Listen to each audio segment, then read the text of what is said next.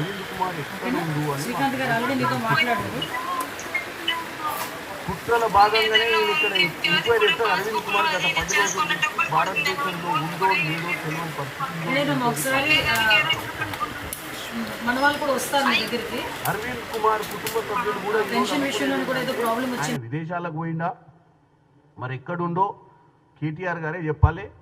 మరి అరవింద్ కుమార్ గారు ఎక్కడుండో ఆయన బయటకు వచ్చి చెప్పాలి. ఇప్పుడు ఈరోజు కేటీఆర్ గారు ఏసీబీ ఎంక్వైరీకి పాల్గొంటుండు కానీ అసలు విట్నెస్ అసలు అధికారి దీంట్లో టోటల్గా 44 కోట్ల రూపాయలు ఏదైతే ఆ క్యాబినెట్ ఆమోదం లేకుండా జరిగినటువంటి ట్రాన్స్ఫర్కి మెయిన్ విట్నెసే ఈరోజు మాకు తెలిసిన సమాచారం ఏంటంటే విదేశాలకు వెళ్ళిపోయింది ఆల్రెడీ.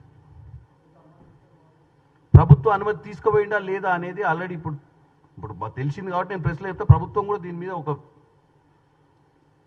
ఎంక్వైరీ చేస్తుంది చెప్తుంది కదా. అసలు వాస్తవమా కాదా అని నేను అడుగుతున్నా. ఎందుకంటే